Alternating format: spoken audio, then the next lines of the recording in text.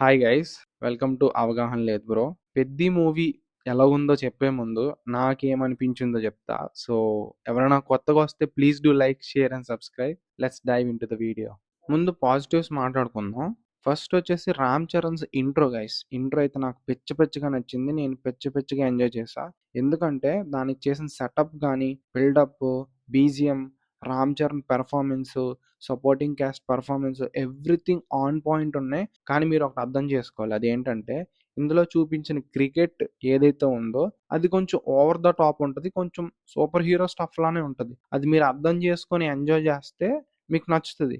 లేదు మా ఊర్లో క్రికెట్ ఇలాగ ఆడరు, క్రికెట్ ఎవరు ఇలాగ ఆడలేరు అంటే అది మీ ఇష్టం. ఏడుస్తారో ఎంజాయ్ చేస్తారో. So let's move on to ఇంకొక పాజిటివ్. జాన్వీ కపూర్ అయితే చాలా బాగుంది చూడడానికి.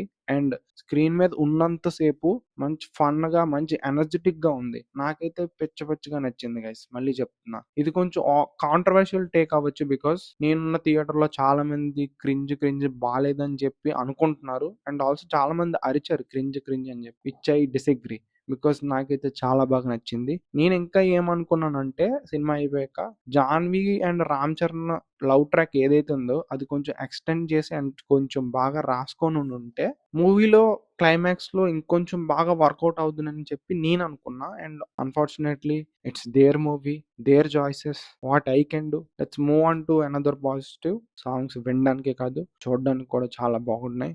మూవీలో పాజిటివ్స్ అయితే ఇంతే గైస్. ఇప్పుడు నెగిటివ్స్ కోసం మాట్లాడుకుందాం. మూవీలో బిగ్గెస్ట్ నెగిటివ్ వచ్చేసి story guys. Very routine story, very predictable conflicts. మీరు ట్రైలర్ చూస్తే మీకు అర్థమైపోద్ది. ఒక ఊరు ఉంటుంది కొండ కింద, వాళ్ళకి only transport is through train. ఆ ట్రైన్ ఆగడానికి ఒక రైల్వే స్టేషన్ ఉండదు. అది ఎలా తెచ్చుకున్నారు అన్నదే స్టోరీ. Very predictable guys. మనం అనుకుంటాం నెక్స్ట్ అదే జరుగుతుంటది. అండ్ ఇంకొకటి ఏంటంటే రైటింగ్ లో చాలా డిసప్పాయింట్ చేశారు. బికాస్ ఏ క్యారెక్టర్ కి ఫుల్ ఆర్క్ ఉండదు. ఫర్ సపోజ్ రాంబుజ్జి క్యారెక్టర్ ఉంది దివ్యాందుది, ఆడి అంబిషన్స్ ఏంటి, ఆడు ఏమనుకుంటున్నాడో అవేమీ చెప్పరు మనకి. అండ్ చెప్పకపోగా randomly he will hate Ram Charan. చెప్తున్నాను, randomly he will like Ram Charan. So ఒక క్యారెక్టర్ ఆర్క్ ఉండదు. రాంబుజ్జి క్యారెక్టర్ కి కాదు, సినిమాలో ఏ క్యారెక్టర్ కి కంప్లీట్ గా యూనో వాళ్ళ అంబిషన్స్ ఏంటి, వాళ్ళు ఏమనుకుంటున్నారు, హీరో కోసం ఏమనుకుంటున్నారు, హీరో కోసం ఎలా ఫీల్ అవుతున్నారు, ఆ హ్యూమన్ లెవెల్ కనెక్షన్ అయితే ప్రాపర్ గా ఎస్టాబ్లిష్ చేయలేదు.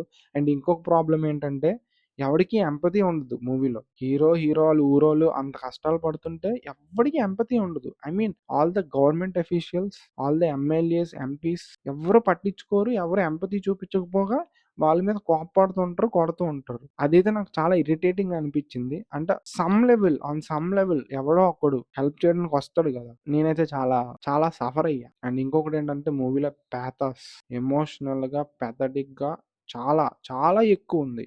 అంటే ఇప్పుడు ఒక బాధ ఉందంటే సాగదీసి లాగ్ అని కూడా చెప్పను, విత్ గుడ్ పెర్ఫార్మెన్స్ తోనే చేశారు. బట్ పర్సనలీ నాకు అంత ఎమోషనల్ ప్యాథాస్ ఉంటే నాకు నచ్చదు. అండ్ అది చాలా ఉంది మూవీలో.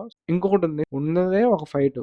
అపార్ట్ ఫ్రమ్ కుస్తీ సీన్స్ ఉన్నదే ఒక ఫైట్, అది కూడా అంత బాగా తీయలేదు, అది అంత బాగా ఎలివేట్ చేయలేదు మూవీలో. So very sad. కమర్షియల్ మూవీకి fights are very important. And ఇంకొకటి ఏంటంటే మూవీలో after a point hero down అవ్వడం స్టార్ట్ అవుతుంది, కానీ మళ్ళీ పైన లేసినప్పుడు అంత అంత ఇంపాక్ట్ ఉండదు. ఆ పే ఆఫ్స్ కూడా సరిగా ఇవ్వలేదు. రీసెంట్ గా నాకు తెలిసి వచ్చిన బిగ్ మూవీస్ లో రైట్ ఫ్రమ్ ద హీరో గానీ, కెమెరా గానీ, ఎవ్రీథింగ్ ఆన్ పాయింట్ ఉంది.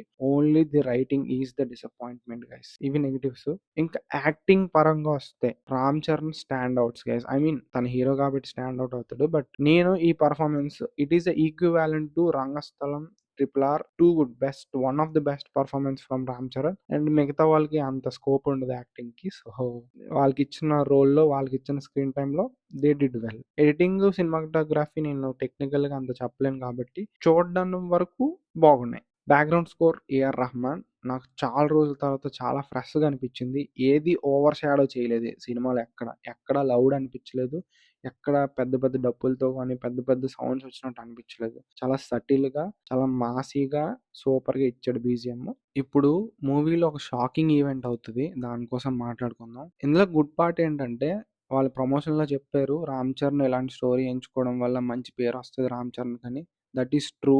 పెద్ద హీరోలు ఇలాంటి స్టోరీ ఒప్పుకోవడం it is a rare thing guys. And on the brighter side if you look at it, people who are suffering with that problem అని ఎందుకన్నానంటే నాకు స్పాయిలర్స్ ఇవ్వడం ఇష్టం లేదు, అంతేగాని ఇంకేం ఉద్దేశం కాదు. So they feel like okay మన స్టోరీ కూడా చెప్తున్నారు, మన స్టోరీ కూడా బిగ్ స్క్రీన్ మీద వస్తుందని చెప్పి వాళ్ళు ఫీల్ అవుతారు. But the bad part is అది అంత ఆర్గానిక్ గా ఇంక్లూడ్ అయినట్టు అనిపించలేదు స్టోరీలో నాకు. సో ఇలా అనొచ్చలేదు తెలియదు కానీ ఇప్పుడు అది పెట్టారు కాబట్టి కనెక్ట్ అవ్వాలా అని అనిపించింది నాకు. These are my thoughts on Peddi. And movie ఎలాగనిపించింది అంటే మూవీ నాకు యావరేజ్ అనిపించింది. బట్ అందరూ చూడాల్సిన సినిమా, ఎందుకంటే సినిమాలో చాలా ఎఫర్ట్స్ వెళ్ళాయి అండ్ సినిమాలో అన్ని బాగుంటాయి. ఓన్లీ రైటర్ బుచ్చి ఫెయిల్డ్, మిగతా అన్ని సూపర్ గా ఉంటాయి. That's my review. ఎవరైనా ఇక్కడ వరకు చూసుంటే వెరీ హ్యాపీ. ఎవరైనా చూసుంటే డూ కామెంట్, చెప్పండి ఫుల్ గా వీడియో చూసానని చెప్పి. So that's it, bye guys.